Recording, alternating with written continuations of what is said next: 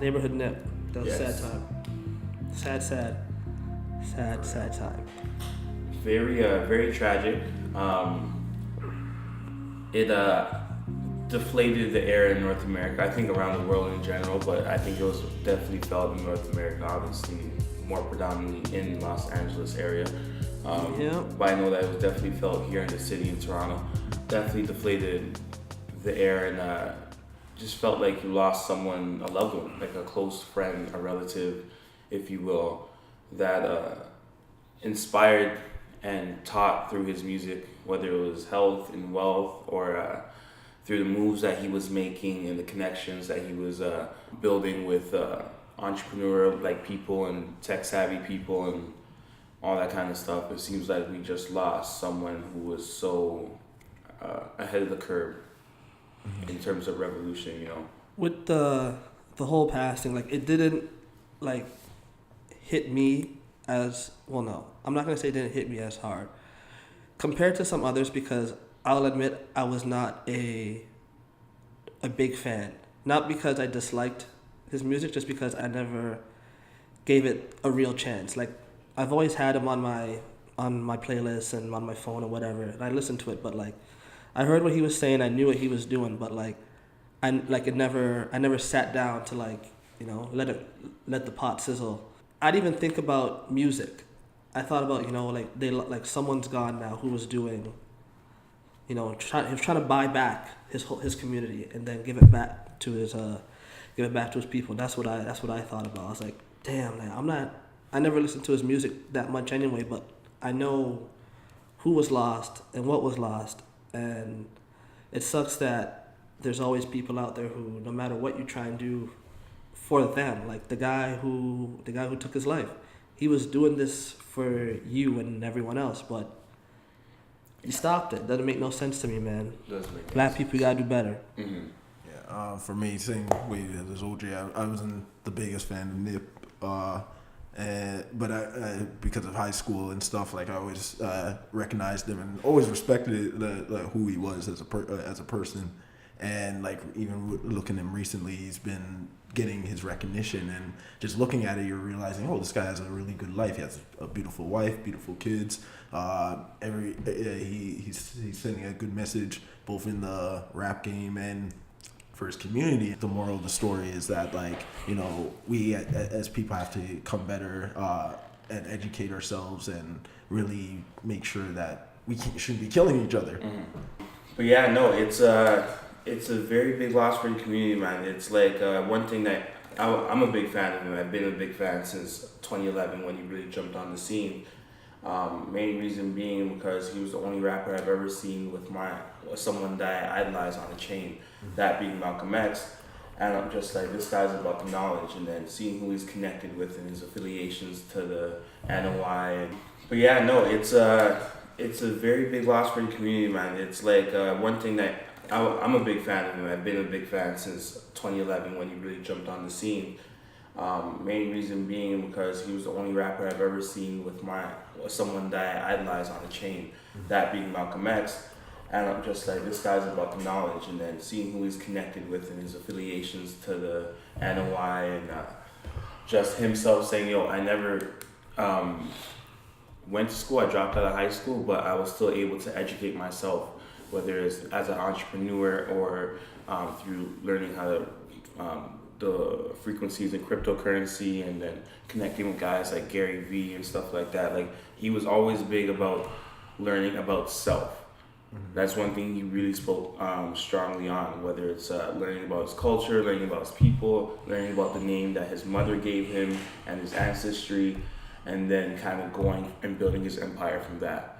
Mm-hmm. That's how he got that kind of respect and had gained that respect internationally. I think especially for people that have been like fans from the very beginning, and then just as a man, what he stood for, like as he was a good man. That's the thing, man. He was a good man, like a family man, and the way he loved his wife and loved his kids and took care of his business. Yeah, it was just very, very tragic, very unfortunate, because like that day, it was said that he was gonna go meet with the LAPD and kind of do like a peace summit or something like that. Yeah, they talked about just the like The gang violence. yeah. You know you're doing something right when the LAPD is more than you. Right. The LAPD Is more than you. And with the that, biggest gang in Los Angeles.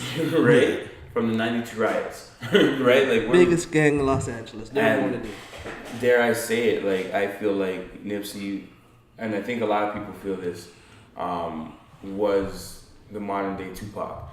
You know what I mean? It's like there's a line in Drake's song from Take Care where he says, "I never." Or was it? It was in Houston, not in Vegas. It was I can't remember which project it was from, but he goes, "I never cried when Pac died, but I probably will when Hove does. And if my tears hold value, I'll shed one for every single thing you showed us." Yep.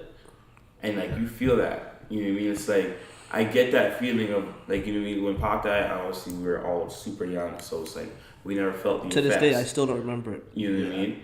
I was always a Pac fan growing up, but I never felt the effects of him dying because I didn't know him the way like people know MJ. Yeah. Like, you know what I mean? I remember Hov, I remember Kobe. So those two, when Kobe retired, I felt always. Yeah. You know what I mean? It's just like you grew up like. Yeah, like your senior like- year guy coming. It's like Mike. Like Yeah. for like a long time in my life, Michael Jordan was just the dude from Space Jam. That's like it. I knew he played basketball, but You know. he was the dude. He was the dude that saved the Monstars. That beat the Monstars with Bugs Bunny, right? And then now, like you said, Kobe retired, right? I felt something. When LeBron retires, I'm gonna feel something. Dwayne Wade, it's his last game tonight, In a couple days. right? Yeah. It's his last game tonight. I'm probably gonna shed a couple tears. Fair enough. Question though about the Tupac thing.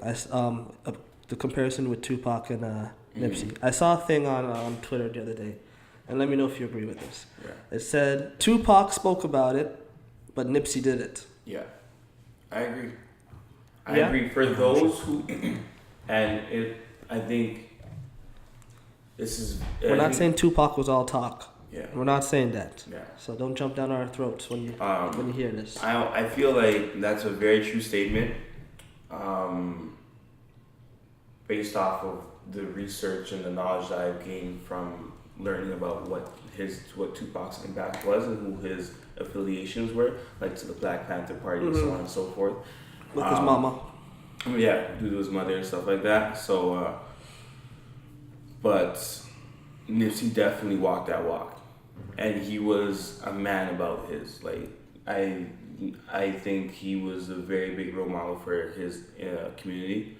Things that he's done at local schools, buying that same corner that he used to hustle on and giving people jobs, providing jobs and financial stability for convicts that Keep the money in the community. Yes, keep the money in the circle, right? We got a Chinatown, we got a Little Italy, right? But we don't got no, I don't know what we call it for black folk. Yeah, you know what I mean? Like, we don't got a little black folk area. But even if we do have one, it's like what I guess like a little Jamaica that's like Eglinton West or whatever the case may be. Yeah. It's like, but it's like that needs to be.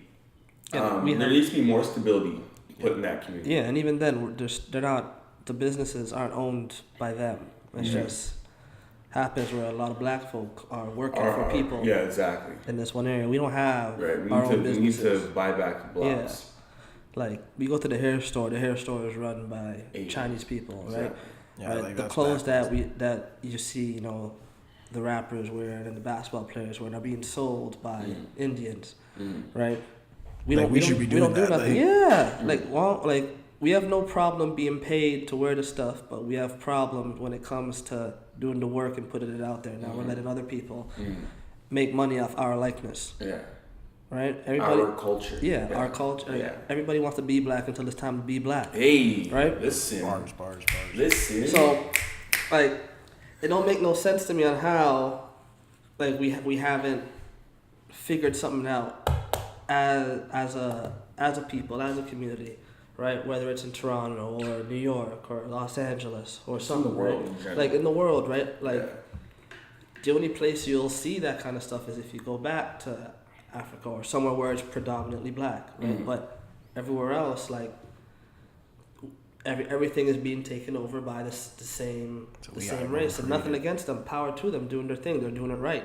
Why can't we? Yeah, we have to create it and do it ourselves at this point. Because nobody's gonna do it for ourselves. They don't care. Let me fall into a bit of money.